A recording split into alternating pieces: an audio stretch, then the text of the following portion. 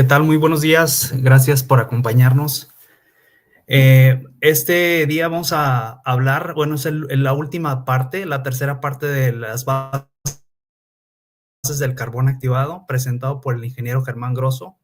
El ingeniero Germán Grosso, pues es uno de los técnicos en carbón activado más reconocidos de Latinoamérica y España. Entonces, bueno, vamos a dar inicio. Les recuerdo la dinámica, más o menos una media hora de charla y otra media hora de preguntas y respuestas. Bueno, damos inicio a esta última parte del curso, mini curso de carbón activado. Muchas gracias por acompañarnos. Muchas gracias. Gracias, Raúl. Muy buenos días a todos. Gracias por estar aquí. Es un gusto estar con ustedes. A quienes no conocían a Raúl, Raúl es el director comercial de Carbotecnia, es mercadólogo y es el responsable de nuestra presencia en las redes y en Internet. Ha hecho un gran trabajo y es compañero nuestro desde hace casi 21 años. Un buenazo para la mercadotecnia. Muy bien, pues iniciemos la tercera parte de las bases del carbón activado. Previo a iniciar, nada más quería hacer un par de comentarios en relación a las preguntas que a veces nos hacen. Hay una que a veces se repite. A veces algunas personas nos preguntan si al retrolavar una cama de carbón activado granular se reactiva. Y la respuesta es no. Cuando ustedes retrolavan, es decir, pasan flujo ascendente en una cama de carbón activado, el objetivo es solamente mecánico. Es expulsar las partículas sólidas retenidas en la cama del carbón, que esa no es la función del carbón, pero si vienen partículas con el agua se quedan atrapadas entre los granitos de carbón, que no es la función del carbón. Y por otro lado es expandir la cama y evitar que ésta se petrifique. Cuando no retrolavamos con suficiente frecuencia y con suficiente fuerza para que los granitos de carbón se despeguen entre sí, se van pegando poco a poco por una acción de las sales que hay en el agua o la materia orgánica que hacen como agentes ligantes que van haciendo que se peguen los gránulos. Y esto le pasa al carbón activado, a la arena, antracita, zeolita, resinas de intercambio iónico. Todos los medios granulares necesitan retrolavarse. Y cuando se retrolava el carbón, por más débiles que son las fuerzas de London, que son por las que el carbón absorbe compuestos, por más débiles que sean estas fuerzas, ese retrolavado no es suficiente para desprender las moléculas retenidas en el carbón por absorción y por lo tanto reactivarlo. Entonces, el retrolavado no reactiva al carbón activado. ¿Sí? Los métodos de reactivación son térmicos o hay de otros tipos químicos, pero no el retrolavado. Y la otra, una pregunta que también nos hacen a veces poco, pero que es muy interesante es ¿por qué a veces sucede que el agua que estoy tratando en una cama de carbón activado granular entra con cierta, vamos a decir, DQO y sale con más DQO? Es decir, ¿por qué en lugar de disminuir la concentración de materia orgánica en el agua aumentó? Bueno, esto puede suceder cuando el agua que está entrando al carbón activado viene más pura, el equilibrio se desplaza de tal manera que el carbón que tiene una cierta concentración de compuestos absorbidos, al estar en contacto con un agua de más pureza, va a desprender algunos de los compuestos. Eso puede pasar en puntos en donde, repito, el agua entra a la cama de carbón activado con menor concentración. Y entonces se puede dar ese caso en donde en algunos puntos tienes más concentración de materia orgánica a la salida que a la entrada, pero es una condición puntual. Bueno, y cuando les ocurra y no sepan exactamente por qué está pasando, recuerden que siempre estamos en Carbotecnia con mucho gusto para apoyarlos. Bueno, entonces ahora sí arrancamos. Nos quedamos la vez pasada en que la capacidad de absorción activado es muy alta en términos de que es un gran absorbente, pero su área superficial es limitada y como solamente atrapa no más de 3 capas de moléculas, pues entonces en poco tiempo agota su capacidad de absorción. Y se descubrió que si se hace más poroso el carbón activado, si se le da más área superficial, se aumenta esta capacidad de absorción. Y entonces activar un carbón es hacerlo poroso para darle más área superficial y por lo tanto darle más capacidad de absorción. Entonces activar un carbón, hacerlo más poroso. Y veíamos que hay dos métodos, químico y físico o térmico. Y el químico es inundar la materia orgánica, la materia vegetal en un agente deshidratante. Este agente deshidratante rompe puentes de hidrógeno que unen las cadenas de celulosa y de lignina que forman la madera y pues, todos los sólidos vegetales, rompe esas ligas que hay entre estas cadenas largas y al romperlas después se carboniza a baja temperatura y el carbón resultante ya tiene una porosidad. Ese es el método químico.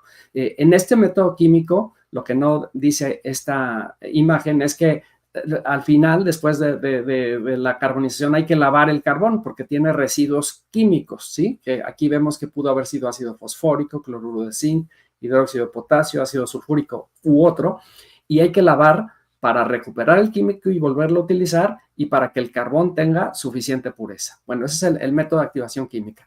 Y el método de activación física o térmica, primero se carboniza la materia vegetal a baja temperatura, 400 grados centígrados, y luego se activa metiéndolo en un horno a alta temperatura, 900 grados centígrados en promedio, en el que se controla la atmósfera que no sea demasiado oxidante, porque si es muy oxidante, pues voy a sacar nomás las cenizas, que son los minerales que hay siempre en todo carbón.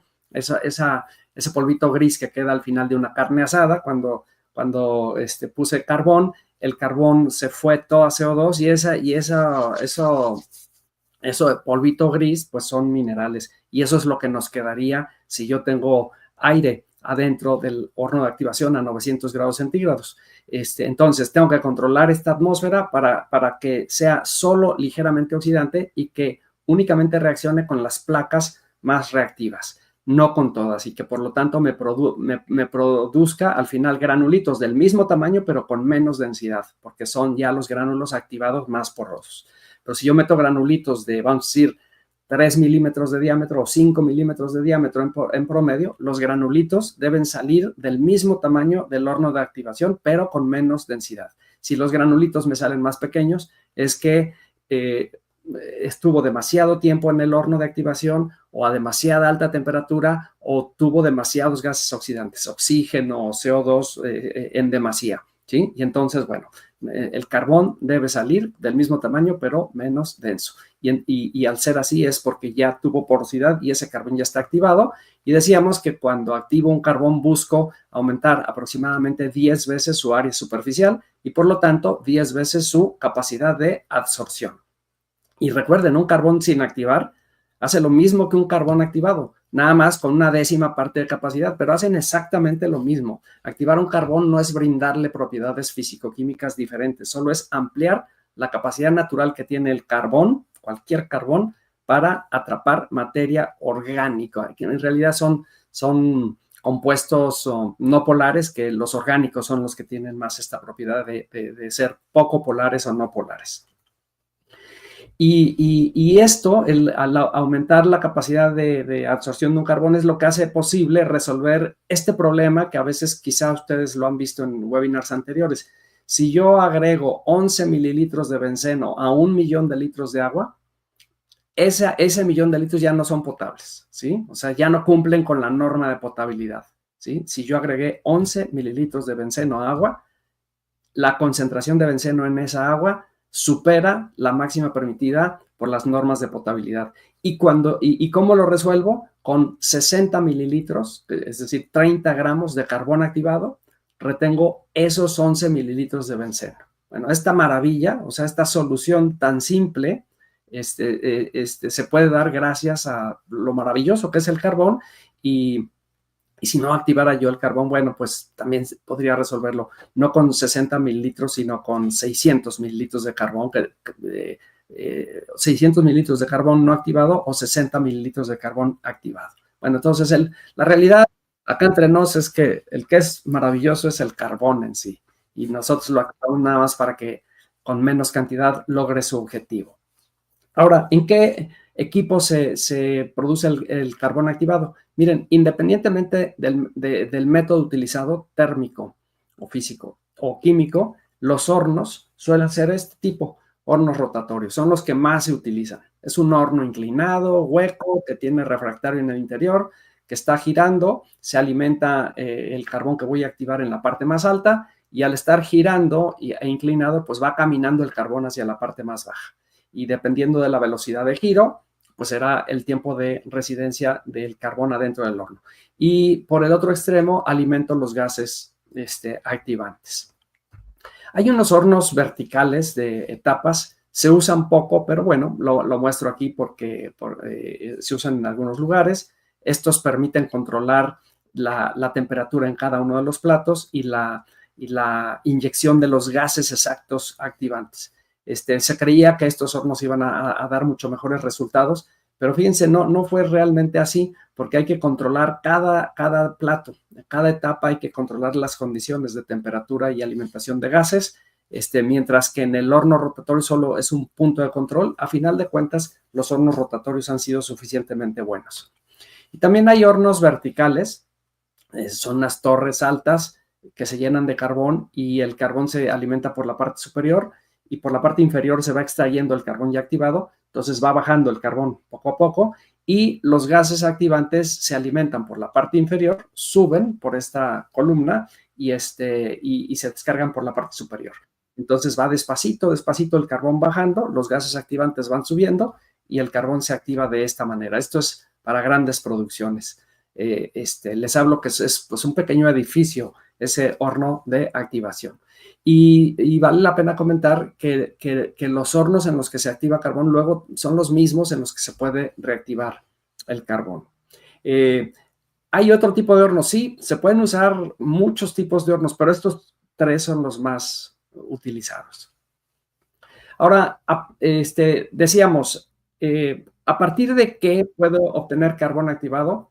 Pues de materiales sólidos vegetales, de origen vegetal, ¿sí?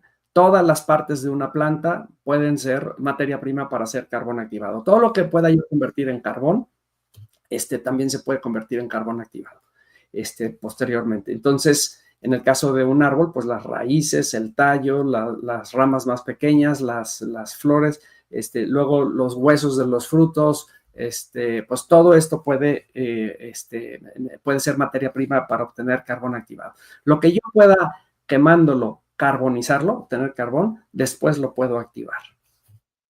Y ahora, ¿cómo se clasifican estas materias primas para hacer carbón activado? Miren, hay desde las menos densas, las más blanditas, vean ustedes ahí bagazo, cáscaras de cacahuate, acerrín de pino, que es una madera no tan dura, el olote, la parte central del elote, pues todos estos son materiales vegetales poco blandos, blandos y poco densos y blandos.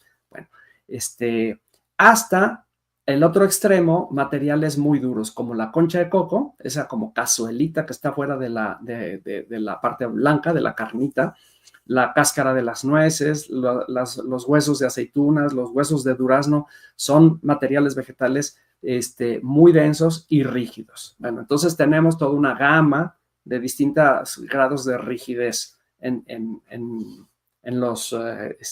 las materias primas de las que puedo fabricar carbón activado.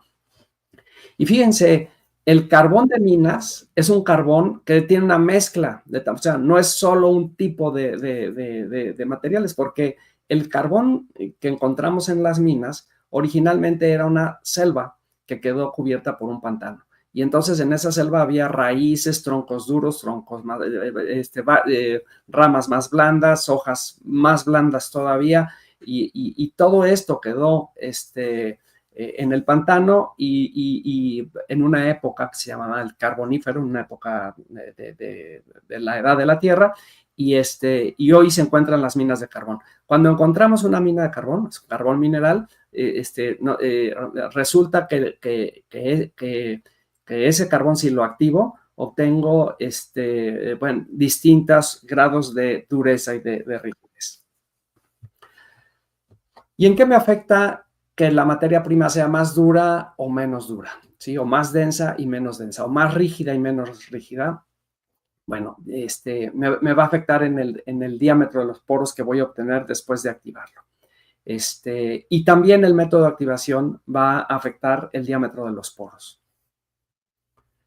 Fíjense, a mayor densidad y resistencia mecánica de la materia prima, los poros resultantes del método de activación son de menor tamaño. Así de simple. Mayor densidad, mayor resistencia mecánica, mayor dureza de la materia prima, obtengo carbones de poros menores.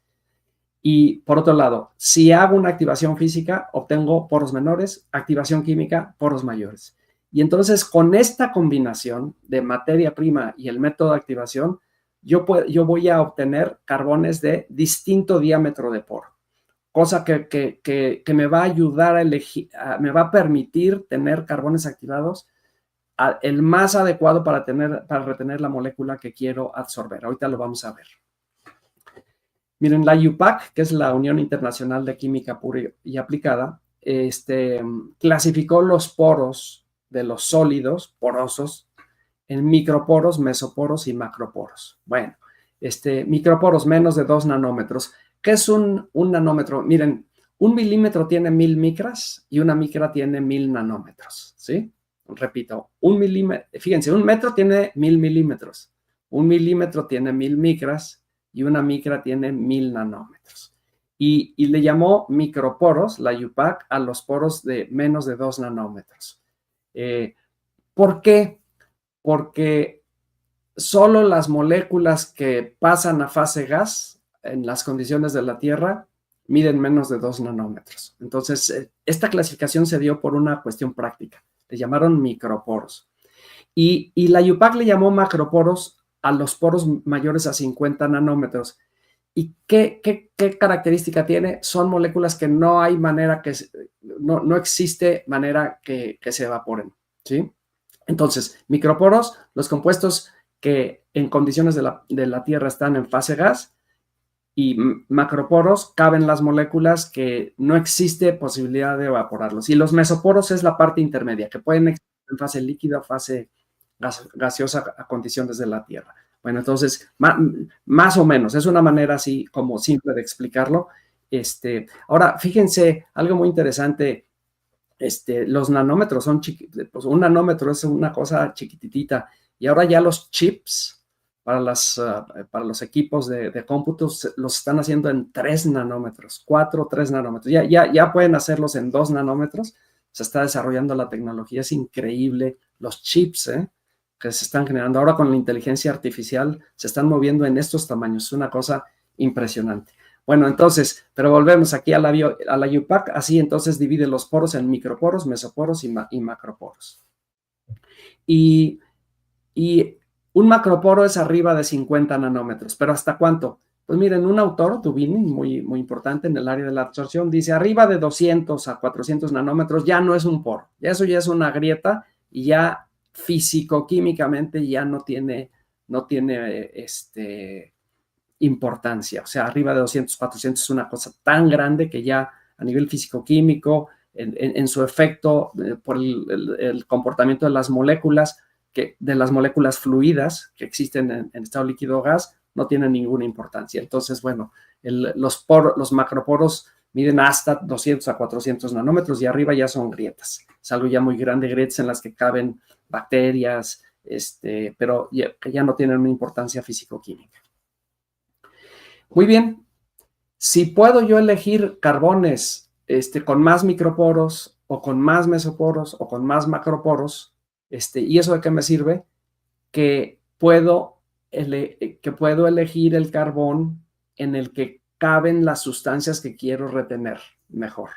Y esto hace que cada tipo de carbón, por ejemplo, un carbón de concha de coco, que dice ahí la imagen, es un carbón eminentemente microporoso porque la materia prima es muy dura, muy, muy rígida, entonces me da microporos. Es muy buena para aplicaciones en fase gas, para deodorización de un líquido, quitarle olor, porque pues, es una molécula que está evaporando, para potabilizar agua de pozo profundo.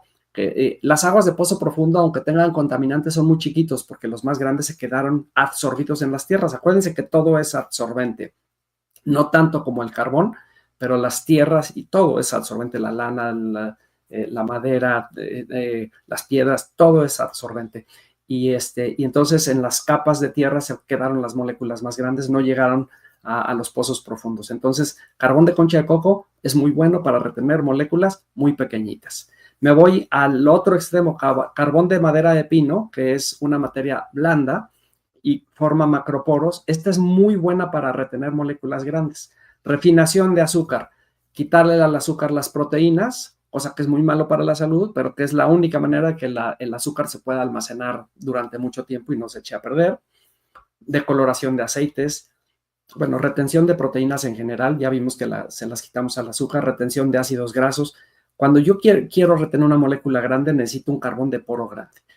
El carbón mineral bituminoso acuérdense, los minerales son una gama de poros de distintos tamaños, porque la materia prima es una mezcla, y es poros de una gama de tamaño, pero más hacia los microporosos, mesoporosos, microporosos, y el carbón lignítico más hacia los mesoporosos, macroporosos. Entonces, y estos son los 4 tipos de carbón activado más típicos que hay en el comercio, pero hay otros, hay carbón de antracita y hay otros más. Entonces, pero estos serían los principales.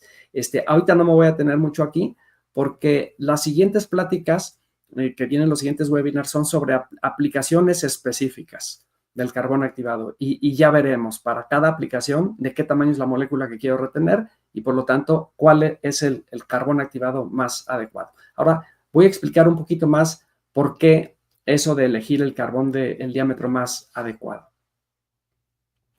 Miren, imagínense que eso es lo negro pues es carbón, es una manera de dibujarlo, y este es un poro. Muy bien. Y este carbón lo tengo, vamos a decir, en un líquido que está formado por moléculas chicas, las verdes, medianas las azules y anaranjadas las grandes. Y vamos a pensar que todas ellas son igual de absorbibles, ¿sí? Vamos pensando que todas son poco polares y por lo tanto el carbón le encantarían todas estas moléculas. Perfecto, muy bien. Las moléculas más grandes, las anaranjadas, desde ahorita vemos que no entran en el poro. Entonces y otra, ya habíamos dicho en las pláticas anteriores que el carbón prefiere las moléculas de más alta masa molar, ¿sí? O sea, mientras más masa tiene la molécula, el carbón preferiría las moléculas anaranjadas porque tienen más masa molar, pero no entran en los poros. Y la realidad es que el área que está afuera de los poros es muy poca en comparación con el área de los poros. O sea, el área de los poros le gana por muchísimo al área exterior de los granitos de carbón, por muchísimo, ¿eh? El área exterior ni cuenta. Entonces, pues por más que se retengan las moléculas anaranjadas en la parte de afuera del carbón, al no entrar en los poros, pues ese carbón, porque lo elegí de poro demasiado pequeño, no va a retener las moléculas grandotas, las anaranjadas.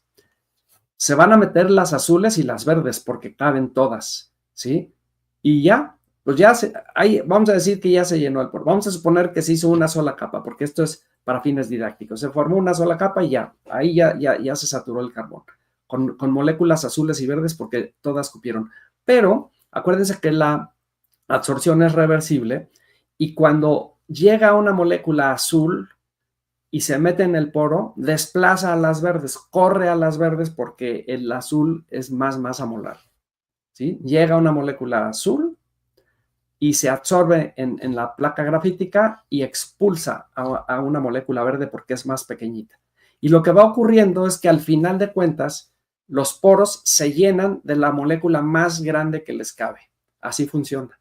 Entonces, fíjense, esto me lleva a que puedo elegir el carbón con poro, con el poro tiene que ser ligeramente más grande que el tamaño de la molécula que quiero retener. Y aquí está el chiste mayor para elegir un carbón activado.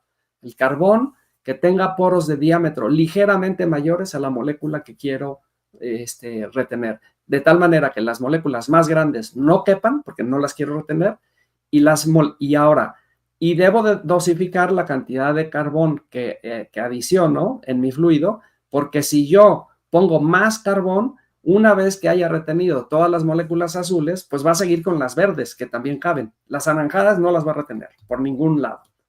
Entonces, si yo elegí el carbón con el diámetro adecuado y la dosis adecuada para que no me retenga más moléculas de las que yo quiero, voy a tener la mejor eficiencia en el aprovechamiento de este carbón. Y aquí está, pues ya les dije todo. Es mejor entender esto de tal manera que a futuro, cuando le salga algún problema, investigar de qué tamaño es la molécula, que ahora es muy fácil investigar. Ahora con la inteligencia artificial ya hay todos los datos y puedes saber el diámetro de las moléculas o el diámetro aproximado de las moléculas y por lo tanto elegir el tamaño, el tipo de carbón adecuado, ya que los carbones activados se sabe el diámetro de los poros. Y bueno, también, ¿por qué retiene mejor las moléculas más grandes un poro? Porque fíjense, cuando la molécula es muy pequeña, como se ve arriba, como es de poco alcance la fuerza de absorción de las placas grafíticas, pues solo la retengo por un lado, por una placa. Pero cuando la molécula es más grandecita, que cabe dentro del poro, y que es más grande, entonces la retengo por 2 placas grafíticas, ¿sí? Porque acuérdense que son planos, entonces mientras más se acercan las moléculas que se meten en los poros a 2 placas grafíticas, las retengo con más fuerza. Bueno. Y otra cosa que poca gente ve, los carbones activados tienen una química superficial. Miren, en los bordes de las placas grafíticas, ahí vemos un esquema que pretende mostrar una placa grafítica. Muchas veces se forman óxidos, ¿sí? Grupos que se llaman hidroxilo, carboxilo, carbonilo, lactona, quinona, que se forman en los extremos. Y esas moléculas que se forman en los bordes de las placas grafíticas muchas veces pueden tener un efecto deseable o indeseable. Entonces, y esto se llama la química superficial.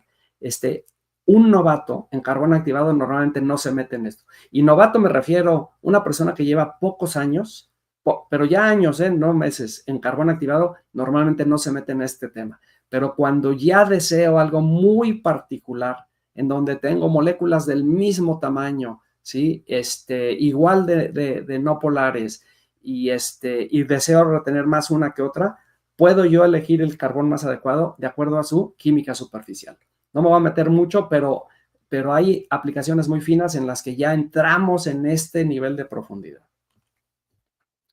Bueno, ahora, en cuanto a la forma y al tamaño del carbón, muy bien, ya pasamos toda la parte físico-química, ya entendimos qué es un carbón activado, qué es poroso, las fuerzas de London, cómo retiene partículas, cómo retiene moléculas,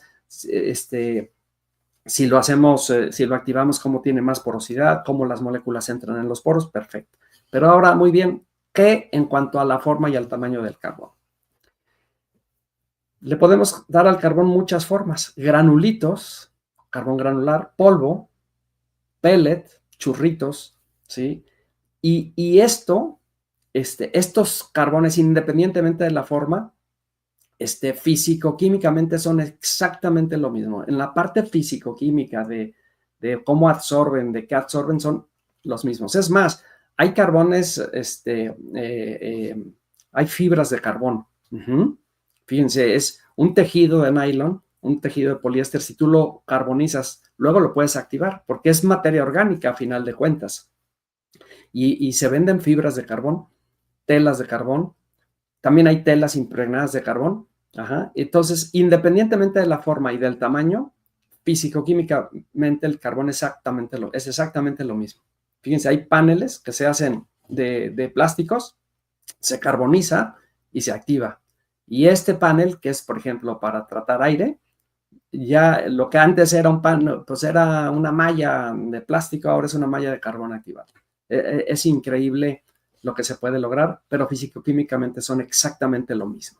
Hay esferas también, ya se hace carbón en forma de esferas que sirven en especial para algunas aplicaciones, lecho fluidizado. Y se puede fabricar el carbón en distintos tamaños, en distintos rangos de malla, más pequeños, medianos, más grandes. Una malla es una malla 4, es una malla en la que hay 4 cuadritos en 1 pulgada de longitud. O sea, con una regla mido y hay 4 cuadritos. Es una malla 4. Es una malla 8, pues son cuadritos más pequeñitos. Entonces, esto es cuando me dicen un carbón 8 por 30, es un carbón que pasa la malla 8, una malla que tiene 8 cuadritos en 1 pulgada y no pasa la malla 30. Aberturas de mallas. Aquí están, hay tablitas que te dicen cuánto mide una malla. Por cierto, hay distintos organismos que hacen su definición, pero el que más se utiliza en el ramo del carbón activado y en América en general es la malla estándar americana, ¿sí? Entonces, una malla 4 tiene una abertura de 4.76 milímetros, una malla 6, 3.35 milímetros. Entonces, hay tablas en las que yo puedo encontrar si tengo un carbón 12 por 40, ¿qué tamaño de partícula tiene? Pues la malla 40 son 0.42 milímetros y la malla 12 1.68 milímetros. Y ese es el rango de tamaño de partículas que conforman mi carbón granular. ¿Qué es un carbón granular? Básicamente es el que es mayor a la malla 80. Es, por definición de la ASTM, pues una sugerencia de ellos, es mayor a malla 80 carbón granular y carbón en polvo menor a la malla 200. Y la realidad, ¿y qué entre la malla 80 y 200? En realidad es polvo, pero se usa muy poco a nivel industrial, porque es muy pequeña para ser granular y es muy grande para ser polvo. Entonces, y bueno, queda esta plática grabada en YouTube para que puedan ver los detalles de las definiciones. Todo esto está basado en ASTM y todo lo que pongo en las imágenes. Lo voy relatando rápidamente, pero de manera resumida. Arriba de la malla 80, carbón granular. Abajo de la malla 200, carbón en polvo. ¿Encontraron un carbón malla 100, 150? Sí, sí se encuentran, pero muy rara vez. Bueno, los típicos carbones granulares son entre la malla 4 y 6, se llama 4 por 6, 4 por 10, 6 por 12, 6 por 16, 8 por 16, ahí está, hasta 20 por 50. Son los típicos. En carbones en polvo no se fija un rango. En carbones en polvo, lo típico es que se establece porcentaje que pasa la malla 100. Por ejemplo, este es un ejemplo, un carbón, 99% pasa la malla 100, 95% pasa la malla 200 y 90% pasa la malla 325. Fíjense, malla 325 son 325 agujeritos en 1 pulgada, son chiquitititos. Por eso es que si vemos la tabla, son 0.044 milímetros, 0.044 milímetros, que es lo mismo que 44 micras, son chiquitititos. Y los pellets se hacen en distintos diámetros, ¿sí? El más usado es de 4 milímetros, pero hay entre 0.8 y 5 milímetros. Bueno, entonces decíamos que se pueden hacer en distintas formas y en distintos tamaños. Y el tamaño, ¿en qué me afecta? El tamaño es importante para la parte cinética, para la parte del movimiento de los fluidos, para la parte más mecánica y cinética, la velocidad a la cual yo puedo tener la absorción, ¿sí? Fíjense,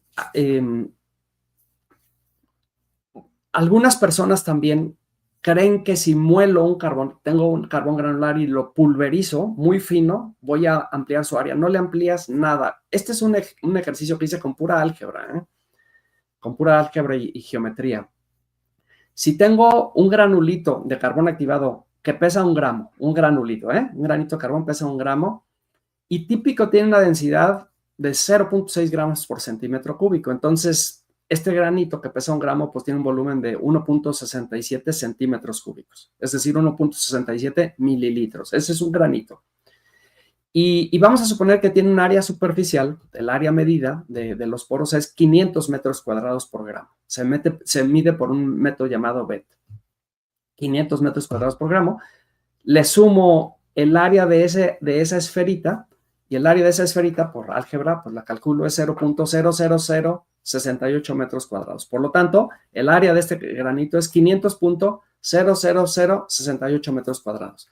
Si pulverizo a malla 325, que acuérdense que la malla 325 es 0.044 milímetros, obtengo poco más de 37 millones de esferas pequeñas. De una esfera obtengo poco más de 37. Y eso lo puedo hacer en un molino, en el laboratorio. Es real, esto es real. 37 millones de partículas. ¡Ah, caray! ¿Cuánto aumentó el área exterior? Calculo el área superficial de estas 37 millones de pequeñas esferas y resulta que el área de todas estas esferas es 0.2273 metros cuadrados. Cuando el área de una sola esfera era 0.00068 metros cuadrados, ahora ya tengo 0.2273 metros cuadrados. Aumenté el área 334 veces. Entonces la persona puede decir, no, pues imagínate, aumenté el área 334 veces. Sí, pero aumentaste en 334 veces un área que era chiquitititita. Entonces tu área total de una esferita que era 500.00068, ya ahora es 500.2273 metros cuadrados. Por más que pulverizaste, le agregaste al área total 0.045%. Es decir, si pulverizas un carbón, no le agregas área. Esto es muy importante. El área está en los poros. Es eso que se hizo en el horno de activación, ¿sí? O sea, activar son los poros a nivel, esos nanómetros que hablábamos, esos chips de 2 nanómetros, 3 que están haciendo, los chips de 3 nanómetros. A mí me parece increíble la tecnología que hacen estas empresas, ASML y Samsung y Nvidia. Bueno, cada una hace una partecita para hacer esta realidad impresionante. Son tamaños pequeñísimos. Entonces, si yo pulverizo carbón, no le agrego nada al área. O sea, al área. Activar no es pulverizar. ¿Pero en qué sí me ayuda? Tengo este esquema. Imagínense que eso negro es una partícula de carbón y que lo rojo es un poro. Y yo, cuando muelo esa partícula, la rompo a la mitad. ¿Cuánto es mi área de poros? La misma, pues es el poro partido en dos. Pero tengo ya dos entradas. Ya, en lugar de tener, tengo 4 entradas. En lugar de tener 2 entradas al poro, de un extremo y del otro, tengo 4 entradas. Y esto hace que la velocidad con la que trabaja, o sea, la capacidad no se la aumento, pero la velocidad con la que trabaja el carbón aumenta muchísimo. Entonces, mientras más pequeño es el carbón, trabaja con más velocidad y muchas veces es más importante en mi aplicación industrial que el carbón sea pequeño para que trabaje rápido a que sea de una gran área superficial. De nada me sirve el carbón más activado con más área superficial si es muy lento para trabajar. Sería como a un levantador de pesas ponerlo a competir en los 100 metros planos. Pues será muy fuerte, y carga a los 9 competidores juntos, pero no hay manera que les compita porque es carrera de velocidad. Muchas veces en la industria son carreras de velocidad y esto hay que entenderlo. Y les voy a decir una cosa, lo dejo aquí, pero va a venir en las aplicaciones. Nos va a llevar este concepto a entender por qué un carbón más grande o más pequeño. ¿Qué tanto aumenta la velocidad conforme disminuyo el diámetro? Divido el diámetro de la partícula más grande entre la más pequeña al cuadrado. Y fíjense, si yo tengo un carbón 12 por 20, entre la malla 12 y la 20, y uno 14 por 20, yo los veo, se ven idénticos, 12 por 20, 14 por 20. Saco el tamaño promedio de estas partículas y divido el tamaño de la partícula, del promedio de partícula más grande entre la más pequeña al cuadrado, y me da 1.25, solamente por un pequeñísimo cambio que ni siquiera es visible, ¿sí? O sea, perceptible a la vista, aumenté 25% la velocidad con la que trabaja el carbón más pequeño. Fíjense, el carbón para intoxicados, pero una persona intoxicada le doy carbón en polvo, ¿sí? En una suspensión acuosa. Y puedo tener y es un talco malla 200, la malla 200 es un talco negro, o la malla 325, se ven casi iguales, pero son de distinto tamaño. La malla 200 son 0.074 milímetros.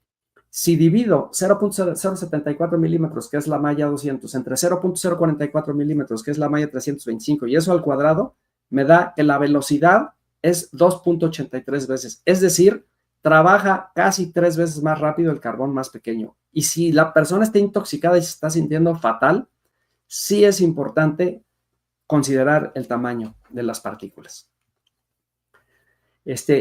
Otra, a veces en el laboratorio, algunos amigos, dicen, voy a hacer una prueba a ver si sirve el carbón, y agregan carbón granular a un matraz. A ver, voy a ver si lo decolora.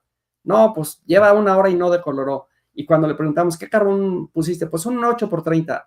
No, a nivel laboratorio, para ver si un carbón trabaja, hay que pulverizarlo a malla 325 para que en media hora te des cuenta si funcionó o no. Porque si ustedes con la ecuación anterior calculan si el carbón malla 325 tardó media hora, el carbón 8x30 tarda como 4 días en lograr lo mismo que el carbón pulverizado tardó media hora. Entonces, claro, pues solo que lo dejes 4 días en agitación te vas a dar cuenta si el carbón funcionó. Déjenme ver. ¿Qué horas son? Miren, me van a haber faltado nada más carbón en polvo. ¿Cuándo se utiliza? Vamos a verlo rápido. ¿Cuándo se utiliza un carbón en polvo?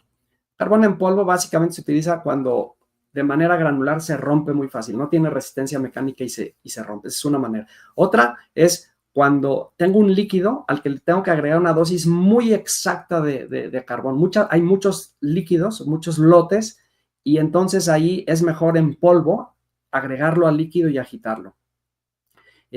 Otra es cuando no siempre necesito agregar carbón. Por ejemplo, tengo un tequila y me quedo con un olorcito que no está bueno y encuentro el tipo de carbón adecuado, entonces lo agrego a ese tequila, agito, filtro y le quito al tequila ese olor que indeseable, pero en una cantidad muy medida.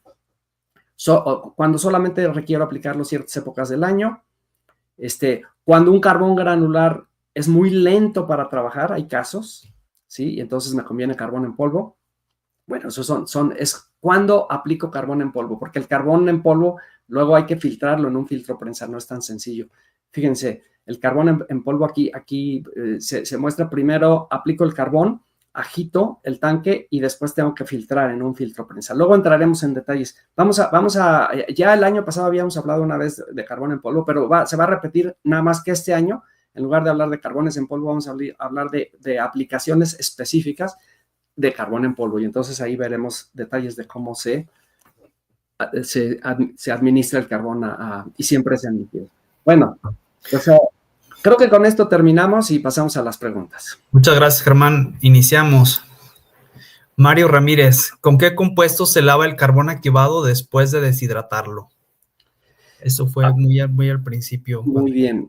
A ver, ajá, ya. Sí, muy bien. Se deshidrata con agua, Mario. El lavado al final es con agua, con simple agua para disolver esos químicos. Y si te queda, por ejemplo, lo activaste con ácido fosfórico, por más que lo laves, siempre te quedan algunos restos de ácido fosfórico. El último lavado puede ser con una solución ligeramente alcalina, ¿sí? Con sosa para neutralizar si quieres que el carbón tenga un pH neutro en el primer extracto cuando lo vas a utilizar. Pero es agua, Mario. Muy bien. Eduardo Morales, buen día. ¿Cuál es el carbón activado que puede absorber el H2S en biogás? Eduardo, en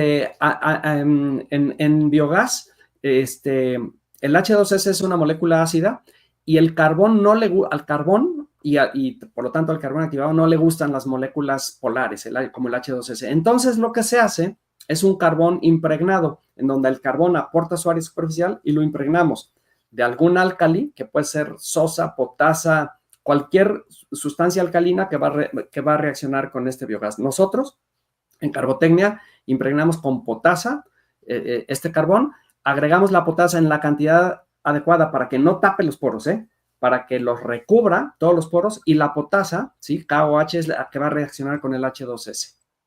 Y el nombre comercial que tenemos para ese carbón es Vapacit. Vapacit, sí, es carbón para vapores ácidos, como es el H2S, y es el mismo para retener cloruro de hidrógeno. El H2S es sulfuro de hidrógeno. Disuelto en agua se llama ácido sulfídrico, pero en fase gas es sulfuro de hidrógeno, cloruro de hidrógeno, ácido sulfúrico, dióxido de azufre. Cualquier molécula ácida se retiene con este carbón, impregnado con un álcali, Y no se puede usar este carbón en fase acuosa porque se disuelve el impregnante en agua, solamente en fase gas. Y en relación, Eduardo Morales, en la misma relación de la pregunta anterior, ¿cómo saber la cantidad de carbón activado que puede retener el H2S en biogás en relación a las partes por millón de H2S y el caudal de biogás en metros cúbicos por hora. Perfecto. Mira, Eduardo, las partes por millón y el caudal, la multiplicación te da la cantidad de H2S que tienes. Y el carbón activado, su capacidad total, va así desde más o menos 22% en peso. O sea, 100 gramos de carbón activado te va a retener 22 gramos de H2S. Sin embargo, habrá que cambiar el carbón antes de que se sature, porque va a empezar a dejar fugar. Entonces, todo va a depender de tu concentración máxima permisible de H2S en el aire tratado, en el biogás tratado, y va a depender de ello. Y otra cosa que hay que considerar, Eduardo, es de qué tamaño la cama, de qué área, ¿sí? Más chica, más grande, y de qué profundidad. El área más la profundidad te va a dar el volumen de carbón, y te va a dar el tiempo de vida del carbón. Pero el área tiene que ser tal que la velocidad del biogás en la cama sea entre 10 y 30 metros por minuto, Eduardo. Tenemos un webinar del año pasado en el que hablamos de esto. Tenemos algunos boletines técnicos en la empresa y además nos puedes llamar con mucho gusto y te ayudamos a hacer los cálculos con muchísimo gusto para cuidar otros aspectos que a veces en una plática no hay que tener una velocidad mínima que hay que cumplir porque si no se canaliza el flujo. Con mucho gusto te ayudamos, Eduardo, pero si no nos hablas, creo que ya con lo dicho más las referencias, lo puedes resolver. Muy bien, gracias. José nos dice, ¿el carbón activado en qué porcentaje puede remover las sales del agua de mar? José, el carbón activado, como las sales de agua de mar son iónicas, están disueltas, al carbón no le gustan esas sales. Sin embargo, estas sí se van impregnando en todos lados, ¿verdad? Entonces, no es que el carbón las quiera, pero en esa tendencia que tenga el agua a incrustar, te van a ir incrustando el carbón. Entonces, no es que las retenga, pero hay un cierto tiempo de vida en el que el carbón hay que cambiarlo por incrustaciones. Pero digamos que es un veneno para el carbón y el carbón no le interesan estas sales, no es para eso. Las sales de mar con ósmosis inversa o con destilación o básicamente ósmosis inversa, es el método que más se utiliza para disminuir la concentración de sales de mar en agua. Muy bien, un usuario de YouTube que se llama Jim Morrison nos dice, también se puede hacer un filtro con carbón activado tipo multicama, es decir, que tenga 3 tipos de carbón activado para retener 3 tipos de partículas. ¿Qué nos comenta, profe? Qué chistoso. Sí se puede, Jim Morrison. Sí se puede hacer, se hacen mezclas de carbones activados para retener mezclas de compuestos que no retiene un solo tipo de carbón o un carbón mineral apropiadamente elegido a veces. Pues el carbón mineral, como eso tiene una gama de tamaño de poros, nosotros a los carbones minerales en carbotecnia les llamamos gamma B, bituminoso, gamma L, lignítico, y a veces ese ya trae la mezcla. Y si no, se pueden hacer. Qué chistoso nombre, está buenísimo, adelante. Muy bien, Daniel Apreciado nos dice, buen día, no me queda claro lo de la malla mesh 8x30. Ahí te va, Daniela, una malla 8 es una tela metálica que tiene 8 agujeritos en una pulgada, ¿sí? Pones una regla y en una pulgada vas a contar 1, 2, 3, 4, 5, 6, 7, 8, ¿sí? 8 agujeritos. Y una malla 30 tiene 30 agujeritos. Entonces, la malla 30, los agujeritos son más chiquitos porque son 30 agujeritos en una pulgada. Y la malla 8 son agujeritos más grandes. Un carbón 8x30 es un carbón que los granitos de carbón pasaron por la malla 8, fueron más chiquitos que las aberturas, que los cuadritos de la malla 8, pero no pasaron la malla 30, quedaron retenidos en la malla 30. Ese es un carbón 8x30. Pasó la malla 8, los granitos son más chiquitos que los agujeritos de la malla 8 y no pasó la malla 30. Son más grandes los granitos que los agujeros de la malla 30. Eso es un carbón 8x30, Daniela.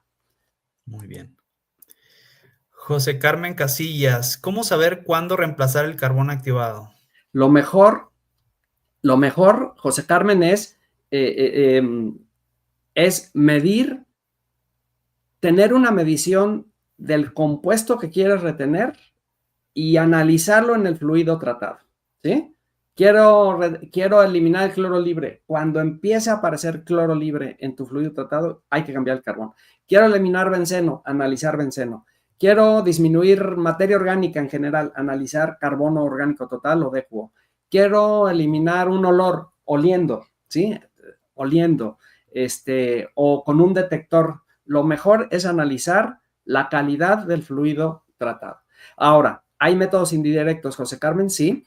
El carbón va pesando más. ¿Se acuerdan que les dije que un carbón tiene una capacidad de retención entre el 20 y el 80% de su propio peso? O sea, entre 20 y 80 gramos por cada 100 gramos de carbón. Una cosa que a veces se hace es que cuando no quiero analizar el líquido porque no tengo la manera de hacerlo, saco el carbón una muestra de carbón de mi cama, la seco a una temperatura en la cual no vaya yo a desorber los compuestos muy volátiles y el carbón va pesando más. Por ejemplo, esto se puede ver en aplicaciones en fase gas. Fíjense lo interesante. En aplicaciones en fase gas, si yo metí 100 kilos de carbón, al rato ya pesan 101 kilos, 105, 107, 110, y entonces puedo yo ir buscando la relación, decir, cuando pese 115 kilos, esta cama ya me está dejando salir la molécula que quiero retener, y ahí la cambio. Entonces ahí se hacen los métodos indirectos, entonces pesándolo también. Otra es analizando el número de yodo. El número de yodo no es un análisis tan recomendable para algunas cosas, pero si tú sabes que tu número de yodo, que es una medición que se hace a nivel laboratorio, disminuye a cierto valor cuando empieza a dejar fugar el compuesto que quiero retener, puede ser esa correlación y saber si compré un carbón que tenía número de yodo de 800, me di cuenta en la primera vez que usé un lote que cuando empezó a dejar pasar mi contaminante ya el número de yodo tenía 400, los siguientes lotes ya puedes medir el número de yodo, que es muy fácil, se hace con cristalería y cuando el carbón ya llega a 400 lo cambias. Muy bien. Luis Ramírez, buen día. ¿Algún carbón activado remueve DQO a gran escala? Mira, Luis, el carbón precisamente le gusta la materia orgánica y la materia orgánica está reflejada por la DQO. Por lo tanto, el carbón, para eso nació, eso hace. Le encanta bajar la DQO. Pero, Luis, como habíamos visto en pláticas anteriores, cuando la concentración es muy alta de la DQO, que sí la baja, el carbón se satura muy rápido. Entonces, no es que no pueda, es que en grandes concentraciones hay otros métodos. En altísimas concentraciones, por ejemplo en agua, pues lo mejor es un digestor anaerobio. Si la materia orgánica, si es DQO, también es DBO, si es biodegradable. Luego, una digestión aerobia, oxidación, coagulación, floculación, y entonces el carbón es competitivo contra otras tecnologías normalmente cuando tienes una DQO de 100 para abajo, ¿sí, Luis? Entonces, y claro, dices, no, pues tengo aguas de 80,000, 100 no es nada. Es que el carbón es muy bueno para llegar de 100 a no detectable. El carbón es buenísimo, pero en su área, ¿eh? Pero ponerlo a competir en grandes concentraciones le ganan otros métodos. Muy bien. Alfredo Mesa García, ¿es compatible usar carbón activado para flocular partículas suspendidas en un solvente de nafta? Sí, Alfredo, fíjate que el carbón, cuando se agrega en un proceso de coagulación, floculación, ayuda, actúa como semilla y suele ser positiva. O sea, la adición de carbón, en lugar de hacer más difícil la floculación, la facilita normalmente. Muy bien. Y esta es la última pregunta de Arturo González. Si usamos una cama de carbón activado de partícula más pequeña, ¿podríamos reducir el tiempo de contacto para tener la misma eficiencia de remoción? ¿Ya le pegaste, Arturo? Justo. Se hacen equipos más pequeños, que trabaja más rápido el carbón. Nada más, si es granular, como dices, la caída de presión es más grande, ¿sí? Nada más hay que tomar en cuenta eso, pero en menos tiempo, en menos volumen de cama, logras lo mismo. Perfecto, pues muchas gracias. Los invitamos el próximo martes 25 de febrero. La siguiente plática va a ser sobre el biocarbón, en inglés biochar, que es un carbón para mejorar suelos de cultivo. No es activado, pero bueno, es una de las aplicaciones que tiene el carbón. Quisiera agregar, fíjense, ¿por qué empezamos por esta? El carbón no lo activamos. Bueno, es que fíjense, el carbón de concha de coco, los carbones muy densos, algo que no dije, es que desde la pura carbonización resultan con un área superficial bastante interesante. Les hablo como 100 metros cuadrados por gramo. Tienen un área mayor que los carbones que vienen de compuestos menos densos. Entonces, este carbón ya tiene una capacidad de absorción suficiente para lo que requiere un suelo, para hacer mejor sustrato para los cultivos. Y queremos dar esta plática primero porque además de que ofrecemos un carbón que le llamamos biocar, ¿sí? que es un gran mejorador de suelos. Les vamos a mostrar los resultados de 3 proyectos de investigación que hemos hecho, en los cuales la pura masa verde, con la adición de 10% de carbono en tu tierra, aumenta en promedio 40%, sin agregar ni un fertilizante. Y con una ventaja, dejas el carbón en la tierra y ya queda mejorada, queda perenne, no es como el fertilizante que hay que agregarlo cada año. Y vamos a explicar por qué hace todo esto. Entonces ustedes dirían, ¿por qué carbón no activado? Porque en realidad ya tiene una cierta activación y aún con poca activación el carbón tiene un efecto muy, muy interesante. Yo creo que es una aplicación muy buena. Muy bien, pues queda ahí la invitación y pues muchas gracias por acompañarnos. Recuerden, pues cada martes tenemos webinars y Cada 2 martes. Cada 2 martes. Así que, bueno, ahí está la invitación y pues muchas gracias por acompañarnos. Muchísimas gracias a todos, muy bonito día.